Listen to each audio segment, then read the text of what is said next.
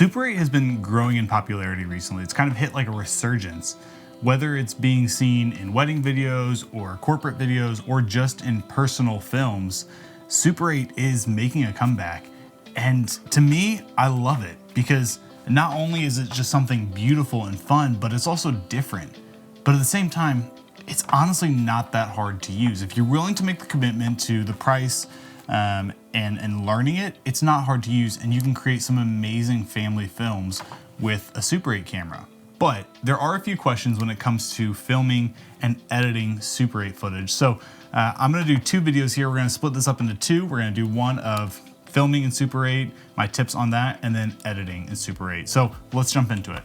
Hey everyone, my name is Zach. I'm a videographer and photographer, but more importantly than that, I am a husband and a father. And recently I've been getting into Super 8. I picked up this Super 8 camera last fall as a way to enhance our wedding videos and any corporate videos. But honestly, I've used it a lot for my own personal family videos as well.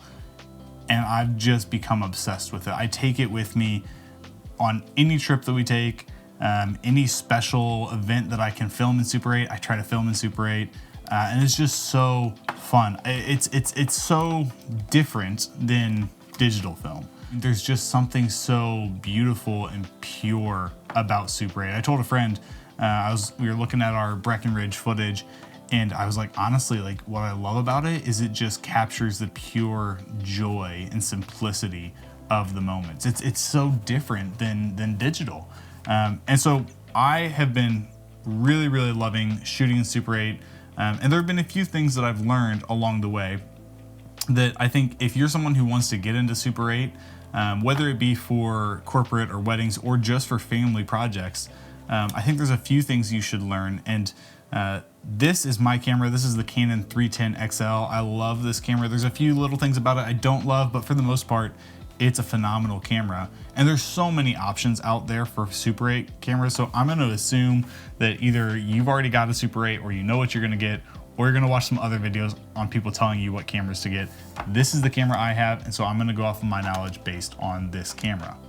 Now, Super 8 is an expensive hobby, a phenomenal hobby, and a hobby that's worth the expense, but an expensive hobby nonetheless. And so when you're filming in Super 8, you wanna make sure you're doing it right because you don't want to waste the precious time that you have on a Super 8 film or the money that comes with it. And so here are my top tips when it comes to filming in Super 8. Okay, so my first tip is know your camera. This, like I said, is the Canon 310 XL, and there are tons of options out there. This is just the one that I chose to go with. And I'm not gonna get into all the details about this camera because I don't think, you know, if you have a different camera, you want a different camera, like then it doesn't apply to you. But the four things that do apply to every camera are focus, zoom, color, and panning. And so when it comes to focus, some cameras have autofocus, some don't. This camera does not. And what I've also learned is it doesn't keep focus as you zoom in and out. So there's a little bit of trial and error that I found with my camera, and hopefully, you know, by me explaining this, you won't have to do the same. But I've also done a lot of reading into the user guide and other people's reviews and recommendations on this camera in particular. So that's my biggest suggestion. Find other videos of people who are using the camera you want to use, find the user manual, stuff like that. But then be willing to sacrifice a roll of film to kind of test things out. So with this camera, on the zoom lens ring, what I've had to learn to do is basically focus by distance. So on the Canon 310 XL, I'll give a little bit of detail here for anyone who does have a Canon 310 XL. There are two different colors on the zoom lens. The green is in feet and the white is in meters. So basically, I'm putting my subject at a certain distance and then trying to figure out, okay, are they 10 feet away from me? Are they 30 feet away from me? And I'm adjusting the focus to that. When you're outside, actually this is something I just learned. When you're outside, using the red letters on the meters is actually all you need to stay within. Inside, it gets a little bit more tricky, and this is where I found that my focus is more off. And so just really trying to be on it, really trying to get that distance right, that's gonna be the best for this camera at least. Like I said, some other cameras are gonna have autofocus and things that are a little bit more helpful. The problem is it's hard to tell what's in focus and what's out of focus when looking through the viewfinder. It's not as accurate as some of these newer cameras that we have. So it takes a little bit of trial and error. The beauty about it though, is your focus can still be a little off and the footage still looks good. Like there's just a bit of, again, pureness and raw element to Super 8 footage that allows for that. So I do think, you know, if your footage is a little out of focus, that's okay. The second thing is zooming. So I think what's cool about Super 8 footage, you get these cool punch in and punch out shots. Most cameras are gonna have a zoom motor. Mine actually doesn't work, and I'm totally fine with that because I don't really like the slow zoom in or zoom out. I'd rather, you know, do the manual zoom in, zoom out here. But again, my camera doesn't have continuous focus through zooming. And so that's one thing that I've had to kind of learn to, well, just set my focus length, set my zoom. And if I do zoom in and zoom out, be okay with the fact that it might go out of focus. The third thing is color. So this is a big one. This is one that I had to really kind of learn. So on this camera, there is 2 different selections that you can choose. You can choose indoor light, which is tungsten, or outdoor light, right? And I've had to create a cheat sheet for myself that whenever I'm going out, like I'm looking at this cheat sheet to know, okay, should I be using outdoor or indoor setting? Because it doesn't apply the same to every film. Basically what's happening here is when you have the 310 set on this sunlight filter, it's actually putting a yellow filter over the image. So if you're shooting in 50D, for example, this is daylight film, you actually don't need that. It's gonna basically be, you know, double yellow. So shoot in the light bulb, the tungsten effect, the entire time. If you're shooting on 500T or 200T, which are both tungsten light films, then when you're shooting inside, you wanna make sure you're shooting on the light bulb. When you're shooting outside, you wanna make sure you're shooting on the sun. Again, because those are more blue films, and when you shoot on the sun, it's gonna give it a yellow, a warmer color. So that's kind of how that works there.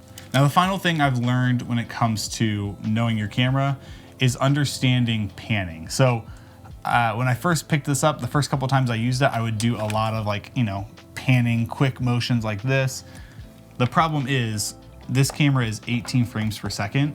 And so when you're doing these quick pannings, it doesn't actually turn out good. It looks, you know, it's way too quick. It just doesn't look all that great. And so if you do want to pan, you're going to go real slow with it. So it's like more of a motion like this, right? Instead of these quick pans, or if you're going to look up and down, same thing. You just got to go a little bit slower than I think you're used to on some of these more digital cameras. Or if you don't use digital cameras, just know, go slow.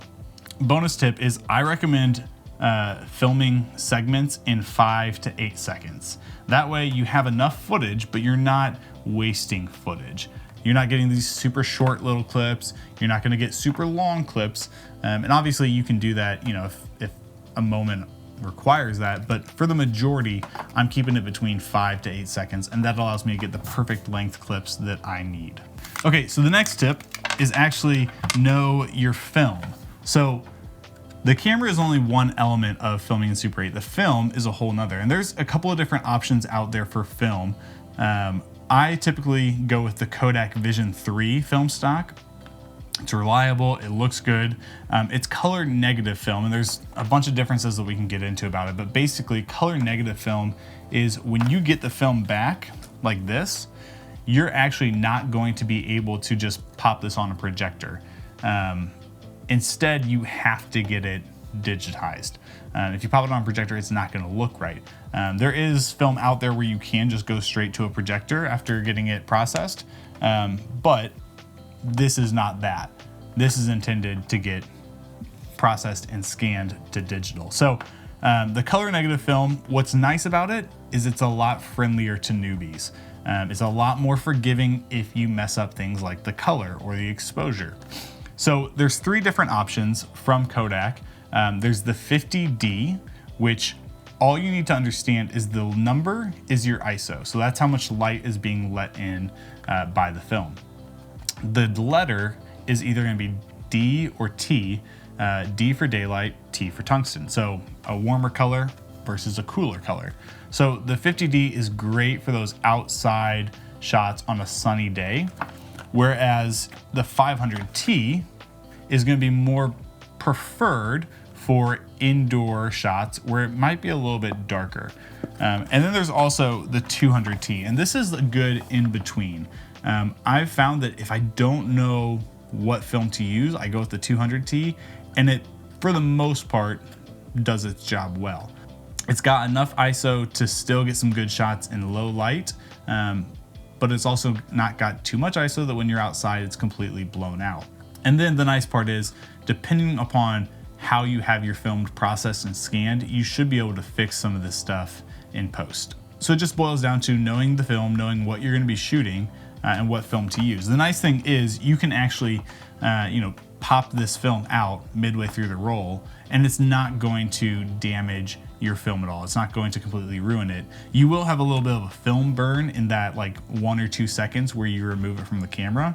But for the most part, it's going to be completely fine. And you can, use 50D if you're going to be outside for a while and then you're like, okay, we're going to go inside and it's dark. You can pop that out and switch over to a 500T. That's going to be completely fine. And actually, I kind of like, just opening it up and getting a little bit of film burn if I'm transitioning from, certain scenes to another scene. The next thing you need to know is where to send your film. There's a bunch of different options as to where you can get your film scanned and processed, from Pro 8mm to a ton of others. I like to go with someone who is more of like a smaller company. I recommend someone called The Negative Space in Colorado. This is, I think, a one-woman band, but she does absolutely amazing. I send my film off to her. Usually I get it back within 3 to 4 weeks. And it's been the best price and the best quality that I've found. And so basically your film itself is going to cost anywhere from $35 to $45, depending upon where you get it from. To get your film scanned and processed could be up to another $60, $70, depending upon where you go. So you can be spending over $100 on one set of film. And to give you perspective, this gives you 3 minutes of footage. So that's a hefty price for the amount of footage you're getting out of it. At the Negative Space, I pay, I think, around $45 to get it scanned and processed. So I'm spending under $100 for my footage. And then, you gotta pay in your shipping as well. But I mean, I get a 2K film footage back. They mail me back the reel after it's done. And I'm getting it on, a transfer from like WeTransfer. So I don't have to send in a hard drive or anything like this that some of these other companies require. So I highly recommend you check out the Negative Space. Look at other options too. Pro 8mm is nice because you can buy your film directly from them, and then like you just send it back in and scan it, and you've already kind of paid for it. So that's a nice option. But I really enjoy Nikki Coyle and the Negative Space. She does an amazing work. But with that, the next thing you need to know is how you want your film scanned and processed. So there's a few things that you have to decide when you are sending your film off to be scanned. You need to know what size you want your film in. You can have this film scanned into 2K, into 4K. I think 2K is the perfect mix. I don't see much difference between 2K and 4K on this film. But the 2K looks phenomenal and is perfect for everything I need because I'm not using this mostly for big corporate stuff. For weddings, it looks great. For my personal stuff, it looks great. You also need to know if you want it scanned into a log format or just baking some color in. I like scanning it into log so that I can add my own color in post, or so I can fix any color mistakes I made by not using the right filter, and then can fix exposure as well that way. If you're just, you want to send it off and let it be easy, then yeah, allow them to do their own basic color to it, and that's totally fine. So then it comes to the cropping. So what size you want your film back. There's a couple of different options out there for what you can do. You can go for something, edge to edge, you can go for something oversampled, you can go for something cropped. All of these are just different preferences, I think. My suggestion is to go edge to edge because one, you get that Super 8 look to it where you can see the reel, you can see, you know, the full scan. You kind of see the shot before it and the shot after it a little bit. And I just think that looks really cool. But the nice thing is, if you have a project where you're like, I don't actually want to see that, then it's just easy to punch in yourself in post. But if you order it in the cropped version, you can't zoom out to see all of that as well. So I suggest get it edge to edge. Gives you a little bit more flexibility, a little bit more choice with the matter. Okay, now the final thing to know about Super 8 is you need to know what you're filming. Because you only have 3 minutes of footage, and because it costs so much for this hobby, you need to be prepared when you go out and film. You need to have a plan as to what are the things that you want to film. Maybe you're just gonna go out and you just wanna capture what's happening in your family. That's totally fine. But what I've learned is I wanna try and capture things that will not only be, you know, the subject, but also kind of highlight the subject, right? So for example, we went to my hometown a couple months back, and I was putting, you know, I was filming stuff. I was just filming what was happening. And as I was looking at the footage afterwards, I was like, ooh, I wish I had, you know, captured more footage of, you know, just my grandmother's house. I wish I had captured more footage of just, you know, driving along the river. Just these little things like that would kind of help tell the story. So what I wish I would have done is actually planned out my shots, right? I wish I would have been like, okay, on day one, I know that we're just hanging out of the house. So I want to make sure I get shots of my grandpa. I want to make sure I get shots of my mom and my daughter. I want to make sure I get some shots of my grandmother's house or her garden, right? I wish I just kind of planned these shots out a little bit more. And I think that's what is more helpful. That's what I do when it comes to weddings. I've got an idea of the different shots that I want to get on Super 8, and it's not just, you know, the wedding ceremony and the kiss, but I want to make sure I get some details. I want to make sure I get some contextual shots, things that will kind of help play into a solo Super 8 film for the bride and groom. So I think I have to have that same mindset when it comes to just my personal stuff, is trying to kind of plan out what shots do I want and then be very particular in getting those shots.